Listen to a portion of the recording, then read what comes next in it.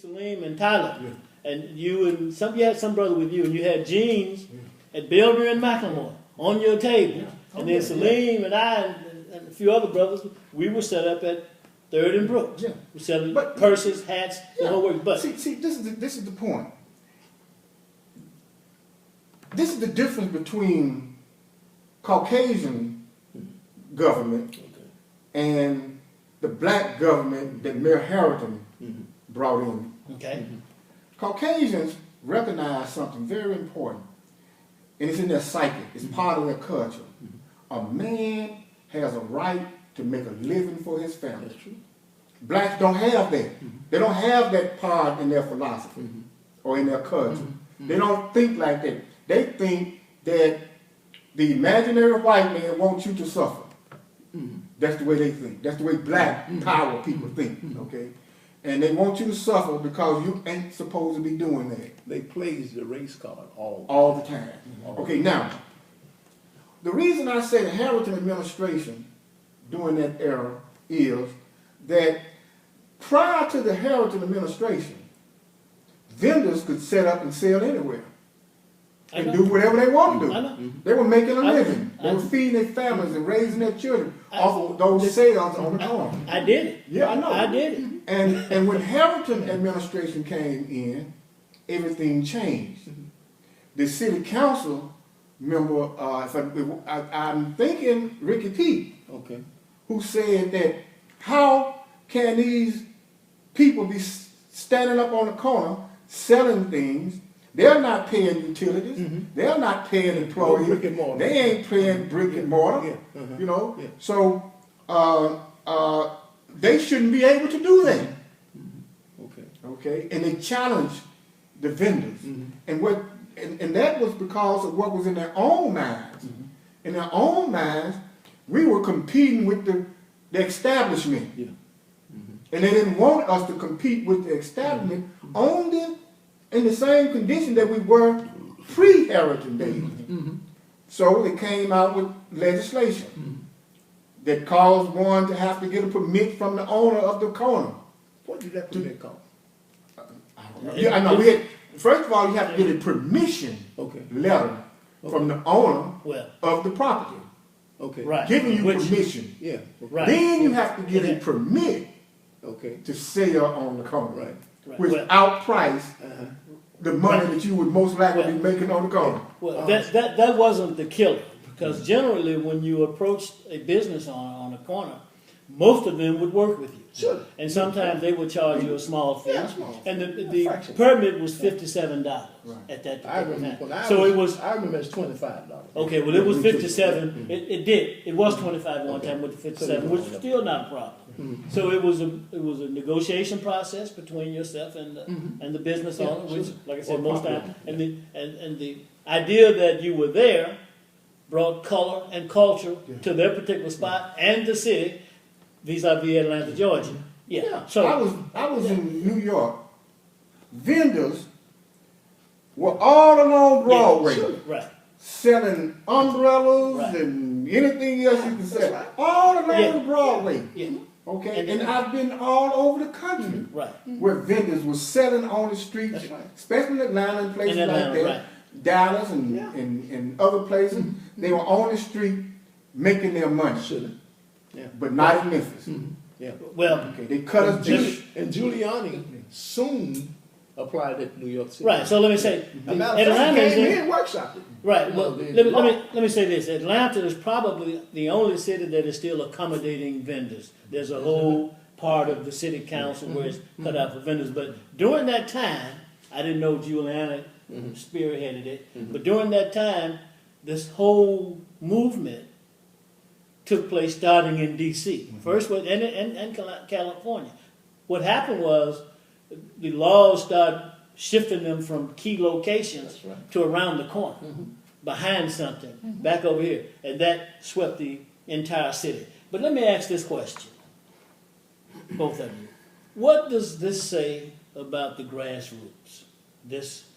What we were talking about, before we get too far, what does it say about the grassroots people?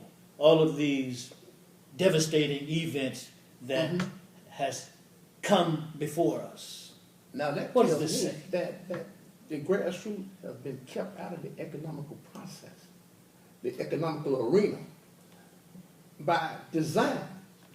You know, and when I say it's been marginalized to the extent where, you know, you can't get an economic footing.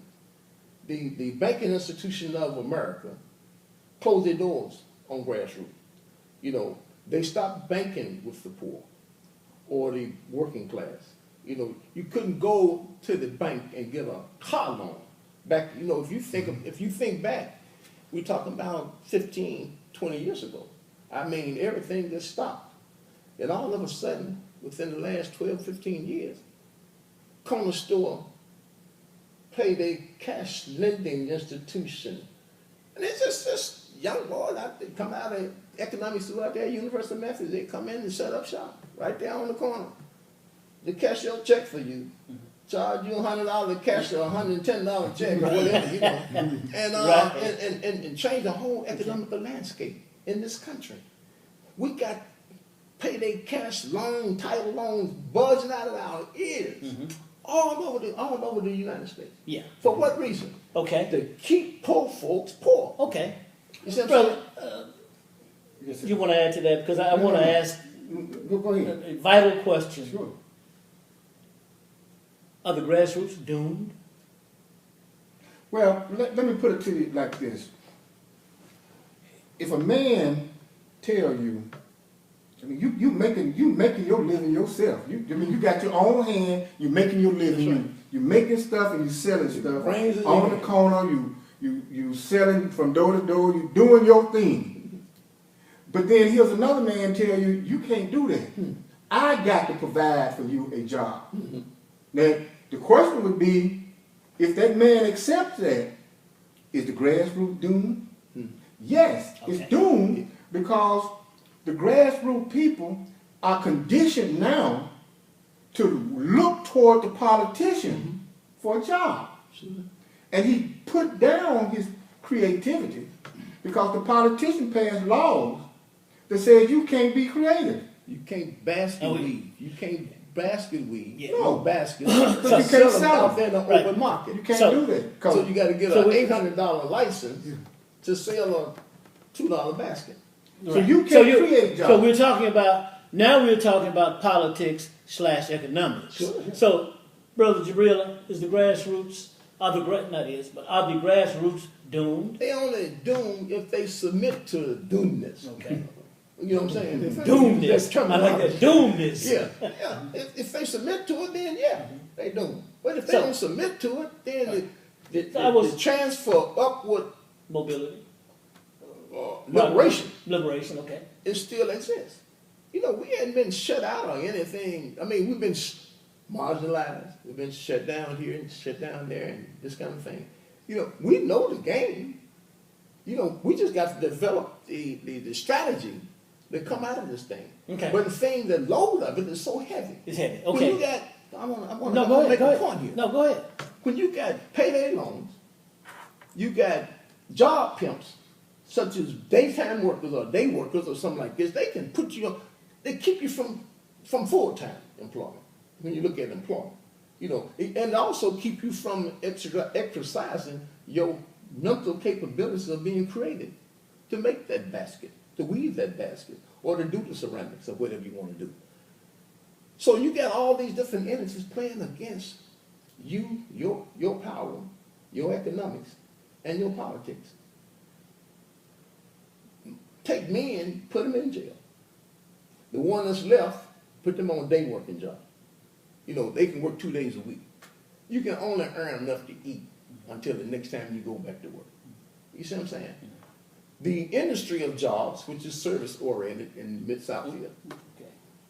they work you part-time, just enough to keep you from getting a full-time job. They're not going to hire you full-time. It's going to hire you part-time or three-quarter time.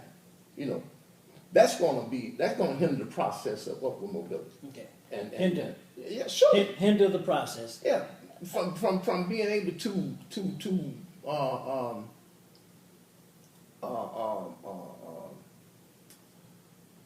sometimes I have some word It's for okay. just Happens to me as just well. for getting a little bit further in this economical situation that we're in.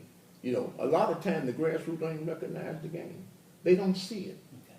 You know, it takes guidance, it takes education, it takes a whole lot of, it takes turning this whole political economic system topsy-turvy. Upside down. Yeah, and Now and cause such a stagnated point where you can allow the grassroots to reprieve themselves. Okay. What I hear a formula that has been put before this group that we're talking about here in Memphis. And I hear when we talk about you can't do that, the politics of it, and not being creative and being able to work with hand and provide a living, is a political formula that is adverse to the people we're talking about. And in other words, now you've got to go get a job and work for me. And if the way things are now economically, that is quite difficult due to outsourcing as being one of the problems, where labor is much cheaper and Well, you know, the lifestyle. So that's what I hear. Let me make this point. Labor is cheap because you got privatized jail systems doing the labor, making what, $14 an hour, 14 cents per hour, whatever that is, that jailhouse rate. Yeah. The grassroots can't compete with that. Okay. The grassroots need workable wages that's going to pay livable wages. You see what I'm saying? You can't take care of a woman and 2 children on really $10 an hour. Because, you got to live somewhere. If you living in some quarters that have 2 bedrooms or 3 bedrooms, and it's going to cost you, it's already rated what it's going to cost. It's going to cost you past $600. Well, I heard you say something that brought leadership to my mind when we were talking about turning this situation upside down. The question of leadership came to my mind. What came to your mind, Dr. Talut, as we listened to the analysis that seems to have African Americans in this precarious situation relative to upside down? Yeah, what comes to my mind is something a bit historic. Okay. In that Memphis, in days of old and today, is the same. It's the same. Nothing has changed. Nothing changed. The city works well when you have a large pool of poor people who have nothing. Sure. Okay, it works just fine for the bourgeois and the whites and the rich whites and all these people, right? Because, this city here operates similar to a plant that makes, say, toothpicks. And anybody who knows accounting knows this, that your plant can operate on full time, full capacity. It can work on half capacity or 3/4 capacity. Okay, and you interject labor according to the capacity that it's working at. But you have to have a pool out there of people ready to work. Ready. So when you say, look, we got to go full time, Yeah. people can just start getting hired because they are ready to get hired. And get into that plant and work the plant to full capacity until the inventory gets to a certain point. Then they say we got to cut down to 75% capacity. Right. Then they got to start laying people off. That's right. Right. Yeah. Well, the city of Memphis operates like that. Yeah. Okay. Okay, as long as it's got a huge pool of workers, Labor. Yeah. they got the label there, so that when the city get ready to say, okay, we're going to give this big company here $4 million or $40 million to come here, they can guarantee that company, we got X amount of people that are ready to go to work for you. That's Okay. true. Yeah. Okay, so Memphis keep a huge pool of ignorant, poor, unemployable people Sure. ready to go. Okay. Okay, so in order to build a city or to grow a city comparable to Atlanta and other big cities or Orlando or Nashville, anybody, this structure has to be destroyed That's right. and Okay. a new structure got to be built. Sure. This is what we're talking about E.H. Crump. See, this is the E.H. Crump credit. Yeah. Yeah. Okay. Yeah. You see, so you got to destroy that whole infrastructure and rebuild a new political infrastructure. Okay. Let me make Two a of you. if you don't mind. If you don't mind, let me make a point. I don't mind because I want to get to. Go ahead, but I want to get to something that's going to address that. Firestone is a good example of just what Brother Talut was talking about. Yeah. They turned up that manufacturing plant. I mean, full capacity. And the brother said, man, I'm making so much money, I'm going to buy me a Cadillac. Yes. Yeah. Right. I said, is that right? He said, man, we working overtime, we working 7 days a week, 10 hours a day, 12 hours a day. I said, brother, you finna work yourself out of a job. He didn't know it. Mm-hmm. But see, it takes people that foresight. Yeah. They can see, because they do the equation. I said, brother, you finna work yourself out of a job. In a year and a half, he was on the door. He had I at the house remember. now. Yeah, I remember that. Not making any money. I mean, Right. unless he puts on back and this kind of thing, then he can, But that's how this thing functions. How the plantation structure and the job and the process of commodity work. They can turn it up when they want to, and turn it down. So when they got ready to outsource, that's when they turned it up. And fill the warehouses up. Right. Firestone wasn't the only one. No, he wasn't the only one. That was just an example. I was Harvester. Same thing. Harvester was one, and a lot of brothers' wives left them. That broke up a lot of family, and consequently, that's when we saw an increase in crime and high school dropouts, etc. But earlier, Brother Jabril was talking about. In the early, I believe it may have been the early 40s, was talking about how African Americans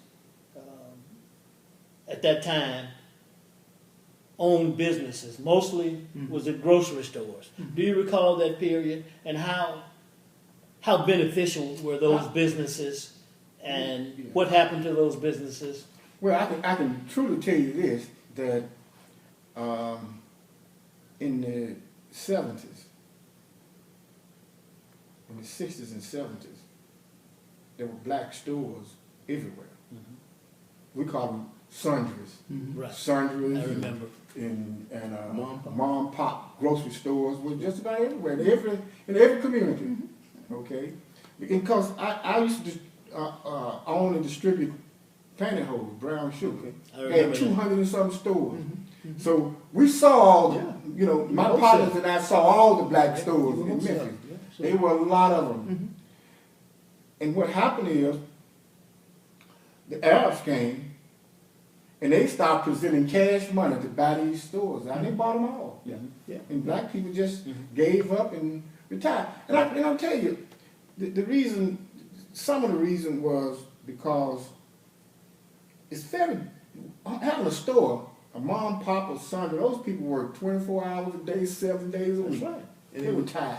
And a lot of them lived in the community. Right, they lived right in the community. And they employ young children. Yeah, and many of them saw where they couldn't, their children didn't want to do that kind of work. They started going to corporate America. Right. And they left. Right. So they sold out at it probably a good time. Well, anytime you get 15 to 20% of more than what the business is worth. Yeah, they were getting bought out because it was going down. Yeah, and I've seen Arabs come in and do that. Yeah. But I personally, when I was growing up as a young man, I had no idea.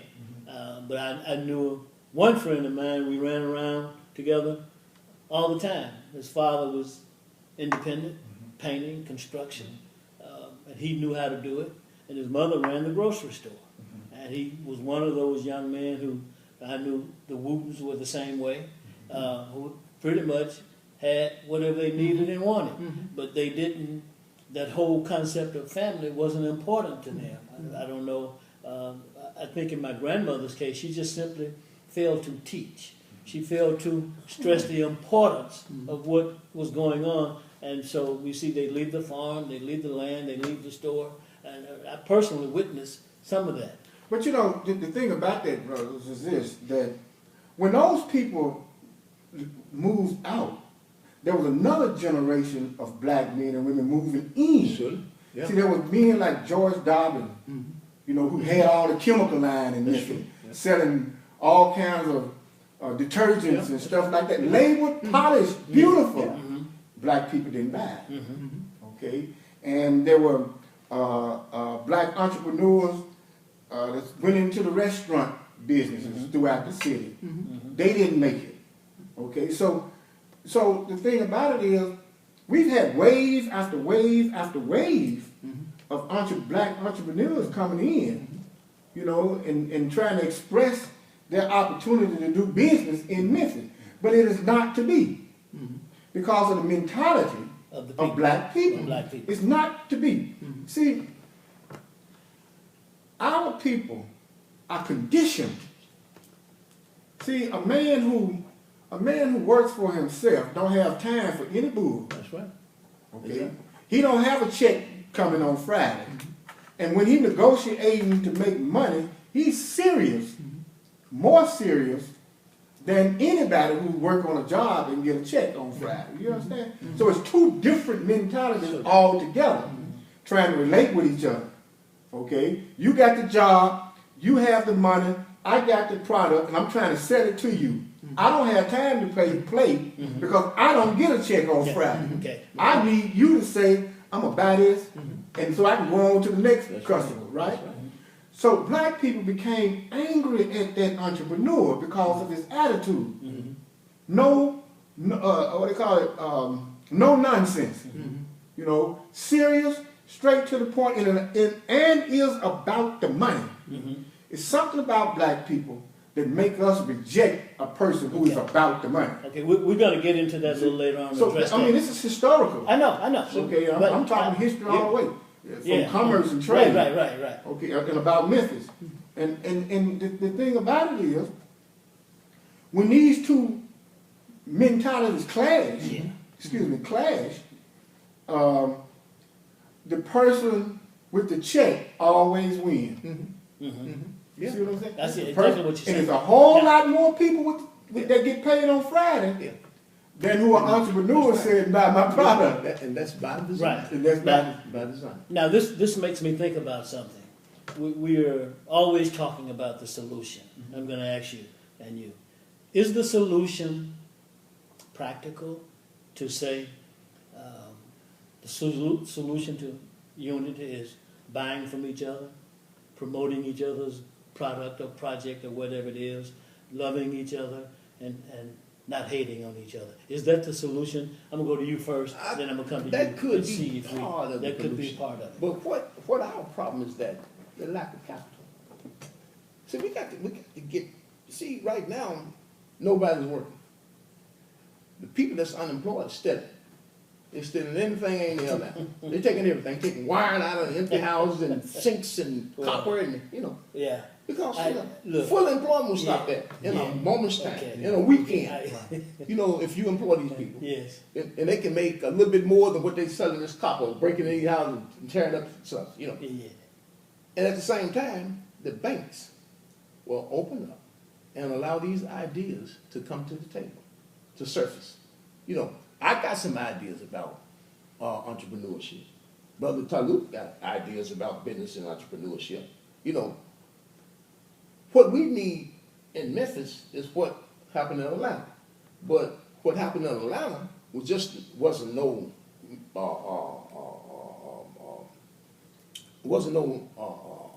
illusion. Maynard Jackson put a program together. The people, the power that be in Atlanta, knew that they owed the civil rights movement a chance to prove themselves.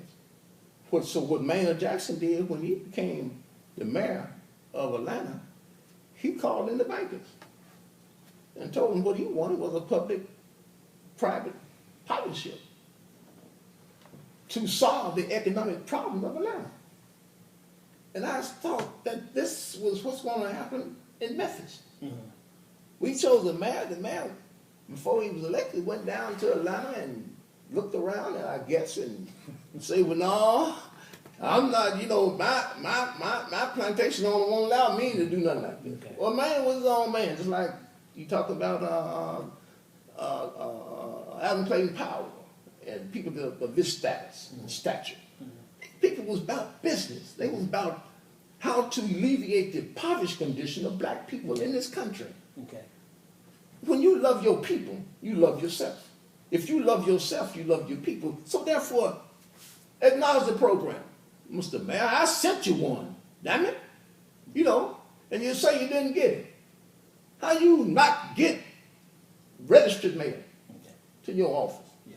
You don't challenge me about this, you know, because I would bust your bubble. Yeah.